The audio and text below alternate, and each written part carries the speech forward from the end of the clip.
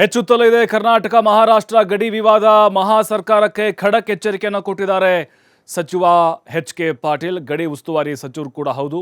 ಕನ್ನಡಿಗರು ಗಟ್ಟಿತನವನ್ನು ತೋರಿಸಿದ್ದೇವೆ. ಮಹಾಜನ್ ವರದಿಯೇ ಕರ್ನಾಟಕಕ್ಕೆ ಅಂತಿಮವಾಗಿದೆ. ಇದಕ್ಕೆ ಯಾರೇ ಅಪಸ್ವರ ತೆಗೆದರೆ ನಮ್ಮ ನಿಲುವು ಯಥಾಸ್ಥಿತಿ. ಯಾವುದೇ ರೀತಿಯ ಗಡಿ ವಿವಾದ ಉಳಿದಿಲ್ಲ.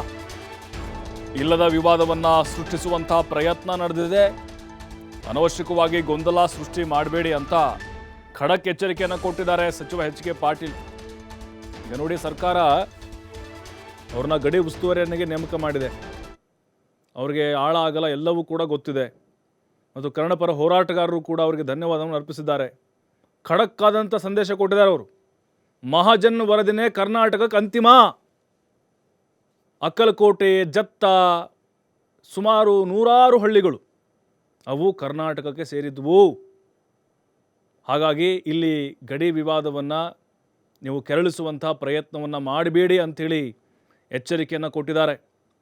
ಇಲ್ಲದ ವಿವಾದವನ್ನು ಏನಾದರೂ ಸೃಷ್ಟಿ ಮಾಡಿದರೆ ಗಂಭೀರವಾದಂಥ ಪರಿಣಾಮವನ್ನು ಎದುರಿಸಬೇಕಾಗತ್ತೆ ಅನ್ನುವಂಥ ಸಂದೇಶ ಕೊಟ್ಟಿದ್ದಾರೆ. ಈಗ ಯಾಕಂದರೆ ನಾವು ನೋಡ್ತಾ ಇದ್ದೀವಿ, ಮಹಾರಾಷ್ಟ್ರದ ಅಥವಾ ಇಲ್ಲಿರುವಂಥ ಕೆಲ ಮರಾಠಿ ಪುಂಡರ ಹಾವಳಿ ಹೆಚ್ಚಾಗಿದೆ ಅಂಥೇಳಿ ಸುಖ ಸುಮ್ಮನೆ ಕಾಲ್ಕಿದ್ರೆ ಜಗಳಕ್ಕೆ ಬರ್ತಾನೆ ಇದ್ರು ಭಾಷೆ ಮತ್ತು ಗಡಿ ವಿಚಾರಕ್ಕೆ ಸಂಬಂಧಪಟ್ಟಂತೆ.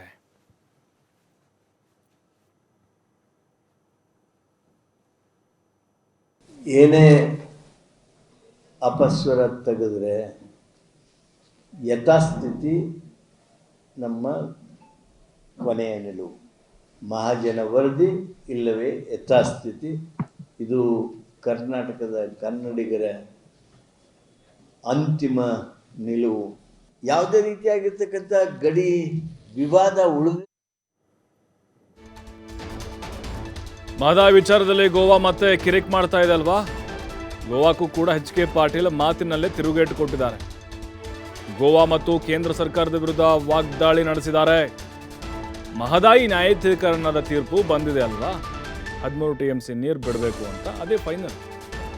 ನೀರು ಹಂಚಿಕೆ ವಿಚಾರದಲ್ಲೂ ನೋಟಿಫಿಕೇಶನ್ ಆಗಿದೆ. ಕಳಸಾ ಬಂಡೂರಿ ಯೋಜನೆಗೆ ನೀರು ಹಂಚಿಕೆ ಆಲ್ರೆಡಿ ಆಗಿಬಿಟ್ಟಿದೆ, ಟ್ರಿಬ್ಯುನಲ್ ಆಗಿದೆ ಈಗ.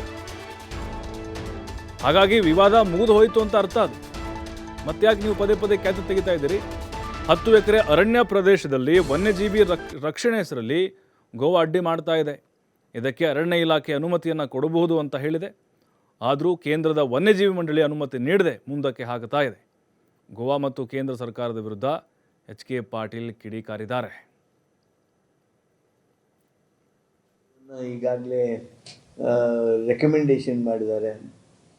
ಆ ವನ್ಯ ಜೀವಿ ಮಂಡಳಿಗೆ ಈಗಾಗಲೇ ಎಲ್ಲರೂ ರೆಕಮೆಂಡೇಶನ್ ಮಾಡಿರುವಾಗ ವನ್ಯಜೀವಿ ಮಂಡಳಿ, ವೈಲ್ಡ್ ಲೈಫ್ ಕಮಿಟಿಯವರು, ವೈಲ್ಡ್ ಲೈಫ್ ಬೋರ್ಡ್ನವರು ಅದನ್ನು ಆ ರೆಕಮೆಂಡೇಶನ್ ಏನು ಬಂದಿದೆ ಆ ರೆಕಮೆಂಡೇಶನನ್ನು ಒಪ್ಪಿ ನಮಗೆ ಅನುಮತಿ ಕೊಡಬೇಕು.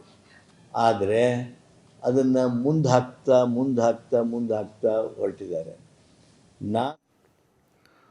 ಮತ್ತಷ್ಟು ಮಾಹಿತಿ ಶ್ರೀಧರ್ ನೀಡ್ತಾರೆ ನೇರ ಸಂಪರ್ಕದಲ್ಲಿ. ಶ್ರೀಧರ್, ಗಡಿ ಉಸ್ತುವಾರಿ ಸಚಿವರು ಎಚ್.ಕೆ. ಪಾಟೀಲ್ ಖಡಕ್ ಆದಂಥ ಸಂದೇಶ 2 ರಾಜ್ಯಗಳಿಗೆ ಕೊಟ್ಟಿದ್ದಾರೆ.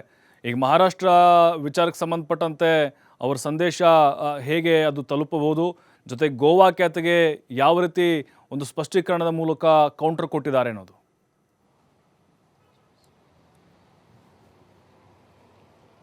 ಪ್ರಭು, ಕರ್ನಾಟಕ ಮಹಾರಾಷ್ಟ್ರ ಆಗಿರ್ಬೋದು ಮತ್ತು ಕರ್ನಾಟಕ ಗೋವಾ ಆಗಿರ್ಬೋದು, ಎರಡರ ರಾಜ್ಯಗಳ ಮಧ್ಯೆ ಈಗ ಪ್ರಮುಖವಾಗಿರ್ತಕ್ಕಂಥ ಸಮಸ್ಯೆಗಳಿದ್ದಾವೆ. ಮೊದಲನೇದಾಗಿ ಕರ್ನಾಟಕ ಮತ್ತು ಮಹಾರಾಷ್ಟ್ರ ಮಧ್ಯೆ ಗಡಿ ವಿವಾದ ಇದೆ. ಕಳೆದ 5 ದಶಕಗಳಿಂದ, ಅಂದರೆ ಏನು ಸ್ವಾತಂತ್ರ್ಯ ನಂತರ ಬಳಿಕ ಏನು ಏಕೀಕರಣ ಅಡಿ ಒಂದು ರಾಜ್ಯಗಳ ಪುನರ್ವಿಂಗಡಣೆಗಳಾದವು, ಆವಾಗಿನಿಂದ ಕೂಡ ಗಡಿ ವಿವಾದ ಈಗ ಜೀವಂತ ಇರ್ತಕ್ಕಂಥದ್ದು. ಹಾಗಾಗಿ ಏನು ಎಚ್.ಕೆ. ಪಾಟೀಲ್ ಏನು ಗಡಿ ಉಸ್ತುವಾರಿ ಸಚಿವರಾದ ಬಳಿಕ ಮೊದಲ ಬಾರಿಗೆ ಬೆಳಗಾವಿಗೆ ಆಗಮಿಸಿದರು. ಇದಾದ ಬಳಿಕ ಕನ್ನಡ ಪರ ಸಂಘಟನೆಗಳ ಸಭೆ ಅವರ ಜೊತೆ ಸಭೆಯನ್ನು ನಡೆಸಿದರು. ಜೊತೆಗೆ ಗೋವಾದಲ್ಲಿರ್ತಕ್ಕಂಥ ಸಮಸ್ಯೆಗಳಾಗಿರ್ಬೋದು, ಕರ್ನಾಟಕದಲ್ಲಿರ್ತಕ್ಕಂಥ ಗಡಿಯಲ್ಲಿರ್ತಕ್ಕಂಥ ಸಮಸ್ಯೆಗಳು ಎಲ್ಲವನ್ನು ಕೂಡ ಆಲಿಸಿದ ಬಳಿಕ ಪದೇ ಪದೇ ಏನು ಕರ್ನಾಟಕದ ಜೊತೆಗೆ ಗಡಿ ವಿವಾದದ ತಗಾದೆ ಮಾಡ್ತಿರ್ತಕ್ಕಂಥ ಮಹಾರಾಷ್ಟ್ರ ಸರ್ಕಾರಕ್ಕೆ ಖಡಕ್ಕಾಗಿ ಎಚ್ಚರಿಕೆ ಕೊಡುವಂಥ ಕೆಲಸವನ್ನು ಇಲ್ಲಿ ಎಚ್ ಕೆ ಪಾಟೀಲ್ ಮಾಡಿದ್ದಾರೆ ಅಂತ ಹೇಳ್ಬೋದು ಪ್ರಭು. ಯಾಕಂದರೆ ಬೆಳಗಾವಿ ಸೇರಿದಂತೆ 865 ಹಳ್ಳಿಗಳನ್ನು ಮಹಾರಾಷ್ಟ್ರಕ್ಕೆ ಸೇರಿಸಬೇಕು ಅನ್ನೋ ನಿಟ್ಟಿನಲ್ಲಿ ಮಹಾರಾಷ್ಟ್ರ ಸರ್ಕಾರ ಸುಪ್ರೀಂ ಕೋರ್ಟ್ನಲ್ಲಿ ಒಂದು ದಾವೆಯನ್ನು ಹೂಡಿದೆ. ಆದರೆ 14 ವರ್ಷ ಆಯಿತು ಸುಪ್ರೀಂ ಕೋರ್ಟ್ನಲ್ಲಿ ಈ ಒಂದು ದಾವೆ ಯಾವುದೇ ವಿಚಾರಣೆಗೆ ಬಂದಿಲ್ಲ. ಜೊತೆಗೆ ಸುಪ್ರೀಂ ಕೋರ್ಟ್ನಲ್ಲಿ ಕೂಡ ಕರ್ನಾಟಕ ಒಂದು ದಾವೆ ಹೂಡಿರ್ತಕ್ಕಂಥದ್ದು ಏನಂದರೆ ಗಡಿ ರೇಖೆಯನ್ನು ನಿಗದಿಪಡಿಸುವಂಥ ಅಧಿಕಾರ ಸುಪ್ರೀಂ ಕೋರ್ಟ್ ವ್ಯಾಪ್ತಿಗೆ ಬರೋದಿಲ್ಲ, ಇದು ಸಂಸತ್ತಿಗೆ ಬರುತ್ತೆ ಅನ್ನೋಂಥ ಒಂದು ದಾವೆಯನ್ನು ಹೂಡಿದೆ. ಅದನ್ನು ಕೂಡ ಏನು ಸುಪ್ರೀಂ ಕೋರ್ಟ್ ಆ ಒಂದು ದಾವೆಯನ್ನು ಕೂಡ ಒಂದು ಸ್ವೀಕರಿಸಿದೆ. ಆದರೆ 14 ವರ್ಷದಿಂದ ಈ ಗಡಿ ವಿವಾದ ವಿಚಾರವಾದಂಥ ವಿಚಾರ ಏನಿದೆ ಅದು ಸುಪ್ರೀಂ ಕೋರ್ಟ್ನಲ್ಲಿ ವಿಚಾರಣೆಗೆ ಬಂದಿಲ್ಲ. ಜೊತೆಗೆ ಇನ್ನೂ ಆರಂಭದ ಹಂತದಲ್ಲಿ ಏನಂದರೆ ಕರ್ನಾಟಕ ಮಹಾರಾಷ್ಟ್ರ ಗಡಿ ವಿವಾದ ಏನಿದೆ ಇದು ಸುಪ್ರೀಂ ಕೋರ್ಟ್ ವ್ಯಾಪ್ತಿ ಬರುತ್ತೋ ಅಥವಾ ಇಲ್ವೋ ಅಥವಾ ಇದು ಸಂಸತ್ತೇ ಇದನ್ನು ನಿರ್ಧಾರ ಮಾಡಬೇಕು ಅನ್ನೋ ನಿಟ್ಟಿನಲ್ಲಿ ಚರ್ಚೆ ಆಗಬೇಕಾಗಿದೆ. ಹಾಗಾಗಿ ಯಾವುದೇ ಕಾರಣಕ್ಕೂ ಗಡಿ ವಿವಾದ ವಿಚಾರದಲ್ಲಿ ಕನ್ನಡಿಗರು ಭಯ ಪಡುವಂಥ ಅಗತ್ಯ ಇಲ್ಲ ಅನ್ನೋ ಮಾತ್ರ ಒಂದು ಕಡೆ ಎಚ್ ಕೆ ಪಾಟೀಲ್ ಹೇಳ್ತಾರೆ. ಮತ್ತೊಂದು ಕಡೆ ಪದೇ ಪದೇ ಮಹಾರಾಷ್ಟ್ರ ಏನು ಗೋವಾ ಏನು ಮಾದಾಯಿ ವಿಚಾರವಾಗಿ ತಗಾದಿ ತೆಗಿತಾ ಇದೆಯೋ ಗೋವಾ ಸರ್ಕಾರಕ್ಕೂ ಕೂಡ ನೇರವಾಗಿ ಎಚ್ಚರಿಕೆ ಕೊಡುವಂಥ ಕೆಲಸ ಎಚ್ ಕೆ ಪಾಟೀಲ್ ಮಾಡಿರ್ತಕ್ಕಂಥದ್ದು. ಯಾಕಂದರೆ ಗೋವಾ ವಿಮೋಚನೆಯಲ್ಲಿ ಕರ್ನಾಟಕದ ಕೊಡುಗೆ ಬಹಳ ಪ್ರಮುಖವಾಗಿದೆ. ಹಾಗಾಗಿ ಈಗಾಗಲೇ ಮಹದಾಯಿ ನ್ಯಾಯಾಧಿಕರಣದ 5 ತೀರ್ಪು ಬಂದಿದೆ. ಅದರಲ್ಲಿ ಕರ್ನಾಟಕ, ಮಹಾರಾಷ್ಟ್ರ, ಗೋವಾ 3 ರಾಜ್ಯಗಳಿಗೆ ನೀರು ಹಂಚಿಕೆ ಮಾಡಿರ್ತಕ್ಕಂಥದ್ದು. ಹಾಗಾಗಿ ಇಲ್ಲಿ ಜಲ ವಿವಾದ ಕೂಡ ಈಗ ಅಂತ್ಯ ಆಗಿರ್ತಕ್ಕಂಥದ್ದು. ಆದರೆ ಏನು ವನ್ಯಜೀವಿಗಳ ಮಂಡಳಿ ಆಗಿರ್ಬೋದು ಮತ್ತು ಹುಲಿ ಏನು ಜೊತೆಗೆ ಬೇರೆ ಬೇರೆ ವಿಚಾರ ಮುಂದಿಟ್ಟುಕೊಂಡು ಗೋವಾ ಇಲ್ಲಿ ಏನು ಇದಕ್ಕೆ ಅಡ್ಡಿಪಡಿಸುವಂಥ ಕೆಲಸವನ್ನು ಮಾಡ್ತಾ ಇದ್ದಾರೆ. ಆದರೆ ಕೇಂದ್ರ ಸರ್ಕಾರ ಇಲ್ಲಿ ಮಧ್ಯಪ್ರವೇಶ ಮಾಡಬೇಕು. ಚುನಾವಣೆ ಸಂದರ್ಭದಲ್ಲಿ ಇದೇ ಪ್ರಧಾನಮಂತ್ರಿ ನರೇಂದ್ರ ಮೋದಿ ಏನು ಮತ್ತೆ ಸರ್ಕಾರ ಅಧಿಕಾರಕ್ಕೆ ಬಂದರೆ ಗೋವಾ ಮತ್ತು ಕರ್ನಾಟಕದ ಮುಖ್ಯಮಂತ್ರಿಗಳನ್ನು ಕರೆಸಿ ಈ ಒಂದು ಸಮಸ್ಯೆ ಇತ್ಯರ್ಥಪಡಿಸುವುದಕ್ಕೆ ಭರವಸೆ ಕೊಟ್ಟಿದ್ರು. ಈಗ ಈ ಒಂದು ಮಹದಾಯಿ ವಿಚಾರದಲ್ಲಿ ಕರ್ನಾಟಕಕ್ಕೆ ಅನ್ಯಾಯ ಮಾಡಬಾರ್ದು ಅನ್ನೋಂಥ ಒಂದು ಎಚ್ಚರಿಕೆಯನ್ನು ಇಲ್ಲಿ ಎಚ್ ಕೆ ಪಾಟೀಲ್ ಕೊಟ್ಟಿರ್ತಕ್ಕಂಥದ್ದು ಪ್ರಭು. ಥ್ಯಾಂಕ್ ಯು ಶ್ರೀಧರ್ ಮಾಹಿತಿಗಾಗಿ.